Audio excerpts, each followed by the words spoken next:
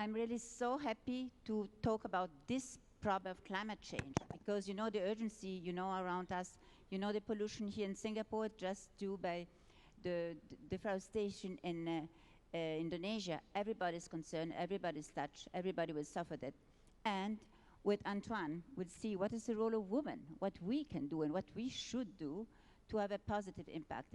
And I'm very happy to welcome Antoine Cyr because Antoine is the head of engagement in BNP Paribas. And I can tell you that head of engagement, not just a title, he's a true champion of diversity, of sustainability, and promoting women in each field.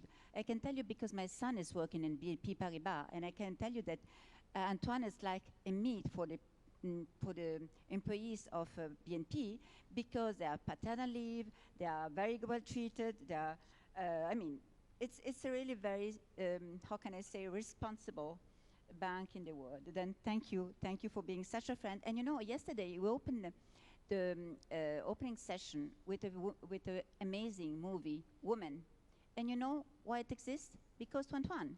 Antoine decided that BNP is supporting women through showing the diversity and the different mosaic of women around the world what she deserved. And thank you so much, Antoine, for being what you are.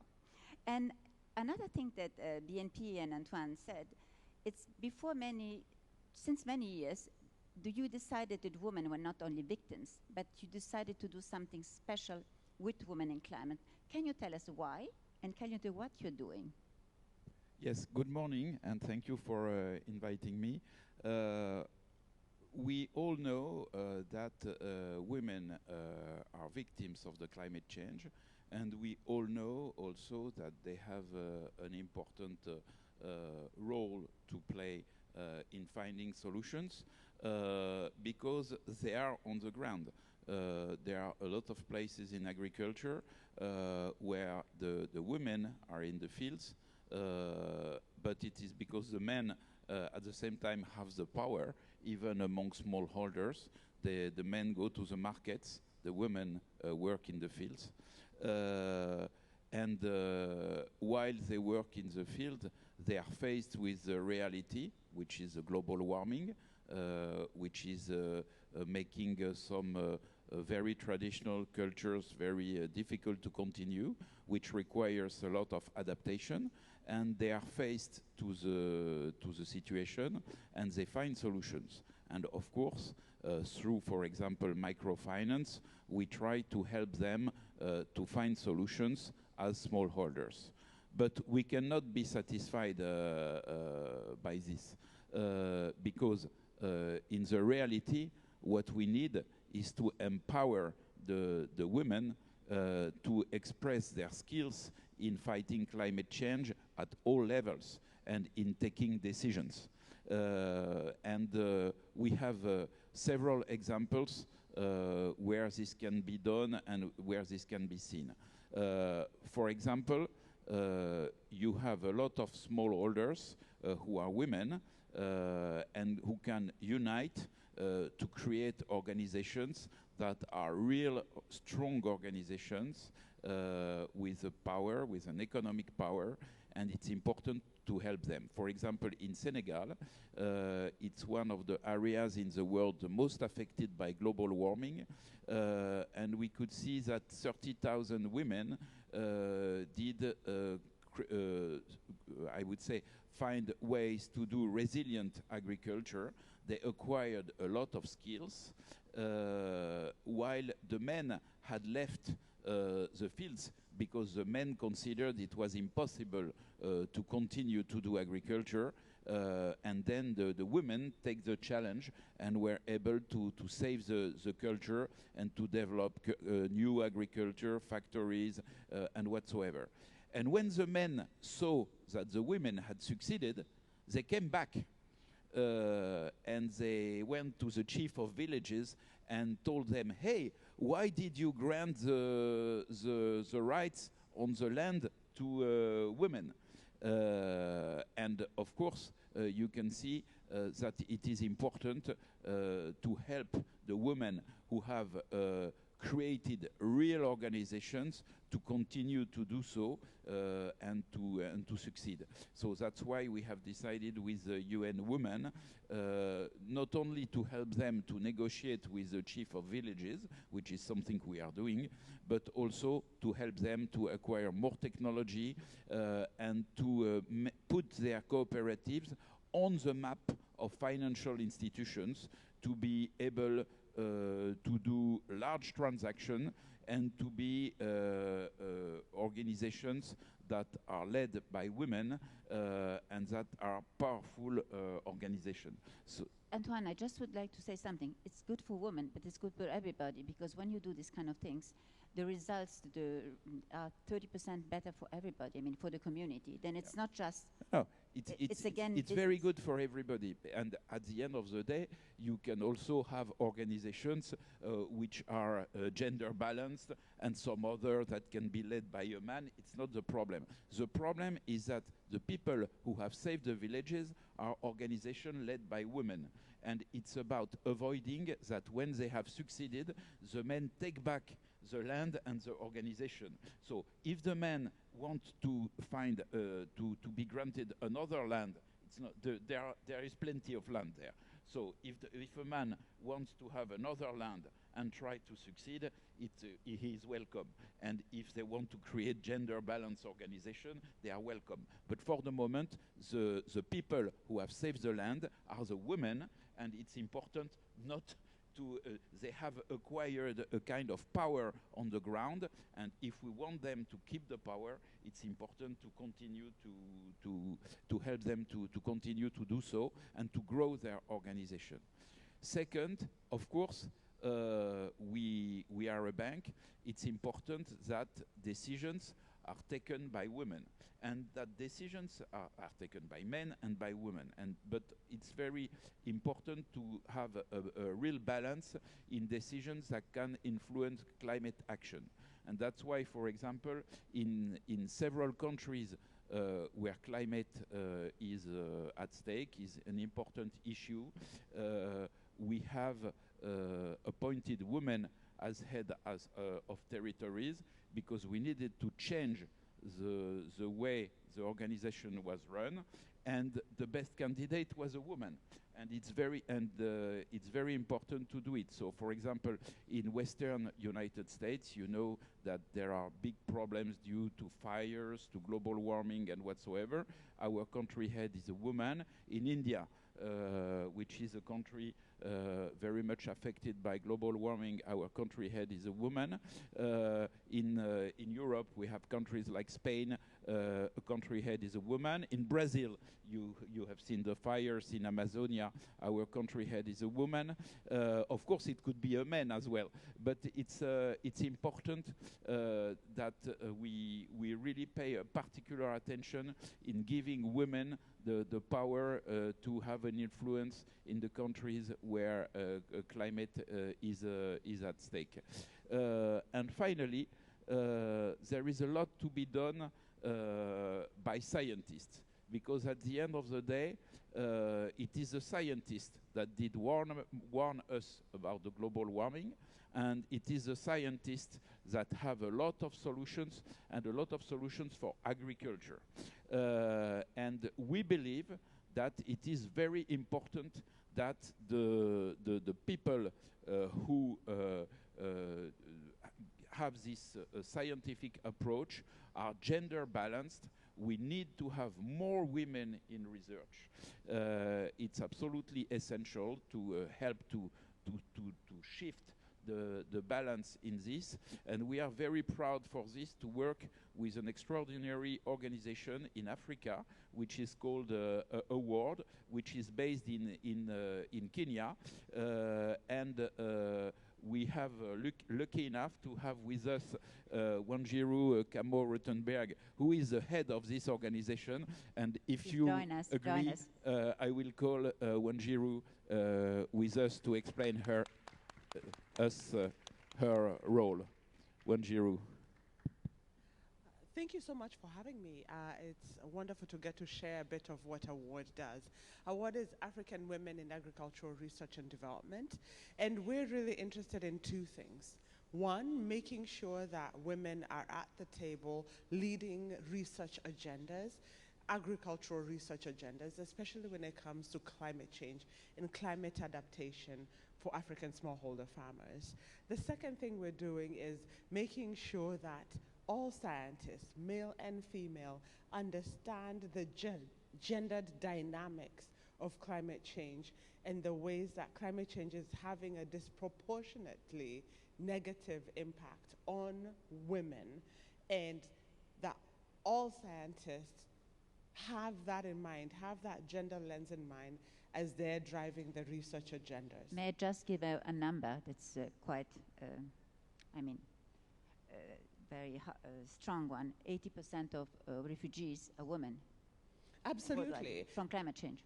A lot of the challenges we're facing do have this gender lens. So one of the projects that we're really excited about, working with BNP Paribas and the Bill and Melinda Gates Foundation, the European Commission and the Canadian research agencies, is what we're calling the One Planet Fellowship. And this is a 5-year, $20 million initiative that is investing in 630 scientists from Africa and Europe who are working on gender lens informed agricultural research for climate adaptation with a specific focus on how we're going to support African farmers to adapt to a changing climate. Could this kind of a project be scaled in other countries?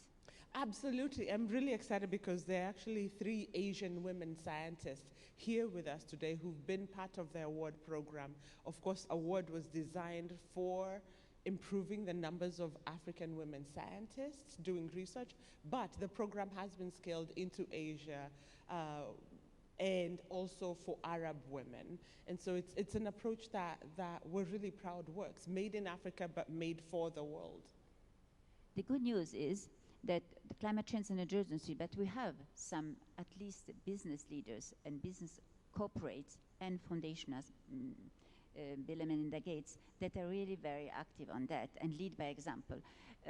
Just 1 month ago, as I told yesterday, G7 pointed out the 2 main issues, climate change and gender inequalities. And this is a link of the 2 on climate that is extremely important. And I would like to maybe to listen from both of you, which can be the impact, the positive impact that women can bring.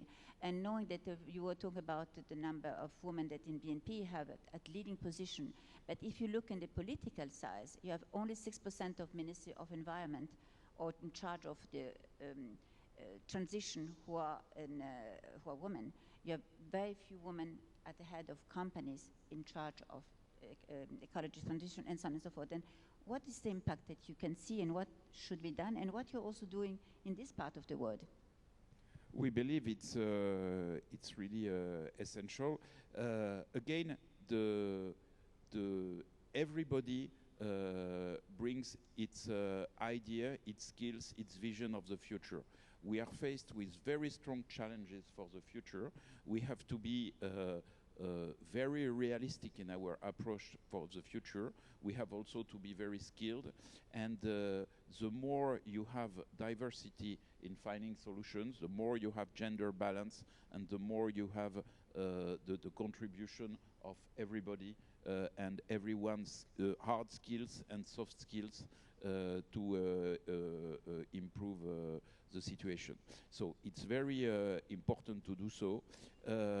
And it's also very important that everywhere where women have been able to acquire skills on the ground, which is the case because of a situation which is not a good situation, which is the fact that women wear the burden of the reality on their shoulders. It's very important that we upgrade their position, we upgrade their situation to allow them to use their skills not only on the ground, but to take decisions and to make it strong. And we need projects that allow to do so. We are working in some project in Asia. For example, in Indonesia, we are working on a project called Tropical Landscape Financing Facility, which is a project to create ecosystem which are sustainable both financially and ecologically, and women play a very important part in building this system and in taking decisions. We are also working closely in India with Andhra Pradesh Zero Budget Natural Farming, which is also a program to move 50 million inhabitant state to an agriculture without chemical entrance. And again, it's important to that this program is trying to upscale the skills acquired by women on the ground, as decision power, because it's very important that at the end of the day we use all the skills, and it's good for the women, but again it's good for everybody, because the situation is a very difficult situation. When you go in a lot of African countries, you can see that the situation created by global warming is really horrible. When you go in some places in Asia, for example in India, you can see that the land has really become very poor, both from the abuse of chemical entrants and because of the global warming. The situation is very difficult. We will need the intelligence, the skills of everybody. The situation is that women has acquired incredible skills, not always for good reasons, but now we have good reasons to create a situation where the decisions and the power and the intelligence is gender balanced. You can understand that why BNP and L'Oréal have been the two leaders in the pilot on the Daring Circle climate, where we had the diagnostic saying that women are victims, are more impacted than men, but can also be the actors of transformation, can also be the actors of to have a positive impact. And I really would like that you have a look and read very carefully the Charter of Engagement that we launched in Kyoto, just 22 years after the Kyoto Protocol and at the eve of the G20, to sensibilize the head of state or government of the importance to take into account what added value women can bring in climate change. And you will see that it's a charter with an engagement at 3 levels. The corporate levels, that means companies, and Jean-Laurent Bonnafé has been the first to sign, and then Jean-Paul Agon, CEO of L'Oréal, but many others, and I hope many of you will do it. The corporate stake engagement, and what you said, very strong commitment, it's that you take the commitment that from now to 2030, that means in 11 years, there will be a complete equality in the decision makers, women and men, for those who take decision on climate change. And it's a strong, very strong commitments. And there are very other strong commitments, including in data, in research, and so on and so forth. But then there is also the commitment at the individual level. What are we doing, men and women, on a daily basis to preserve the planet and to fight again? Then it's also an individual commitment, and of course, a commitment at the level of those who have the local and the national power. That means head of state, ministers, and of course, governors, mayors, and we have a lot of mayors very committed, especially women mayors. But when you know there are only 25 mayors, including the governor of Tokyo that was with us launching the charter, there are only 25 mayor women. There we also have to take the lead for inclusion. Then maybe can you tell us why you wanted to lead this charter, and how you will implement it? Because I know that you will also do it in home with your employees and with your clients to demonstrate how important it is to include women.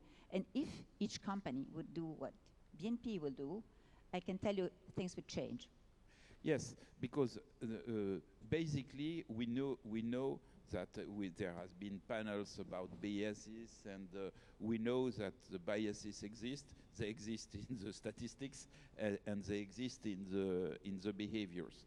And at one moment, it's necessary to give objective. BNP Paribas is a bank which is active in 73 countries, and it is the largest European bank, but our home country is France. and of course we have an important domestic market, and we can also do a lot of experience and see a lot of things on our domestic markets. And on our domestic markets, we have seen that only 17% of the businesses, of the mid caps and of the not very small SMEs, but the quite sized companies and startups are led by women. And we have seen that there is a bias even in the way money is allocated. When you are a woman and you bear a project, it's less likely that you will get the agreement of a banker than when you are a man. And as we are banker, it's essential. So we started to give objectives to our bankers to do projects that are led by women. For example, in France, our bankers have the objective to do at least 2 billion euros of credits to companies that are led by women. If they don't do the objectives, these objectives, they have not filled their objective, and it can even have an influence on the way they are assessed by the company, and at the end of the day on their career. So it's very important to have such behavior with our clients, because our largest influence is our clients, but also we need to do this internally. So internally, I mentioned the fact that we had to change the way our countries are led, and that we have we have not only changed to have more women, but also used the women to change our model. And of course, on the long run, true gender balance will come with having the people we identified as talent gender balance. So this is something we have already reached with what we call our emerging talents. So this means that normally, if there is no attrition, the next generation of leaders at BNP Paribas is gender balanced, but we will have to pay very much attention to the fact that if our emerging talents are, for the moment, gender balanced, we have to be very careful to make sure that when they go on the upper level, which will be the level of the true leaders of the company, there is no attrition. So that is our goal. And of course, if we want to fulfill it, we have, and as men, when we consider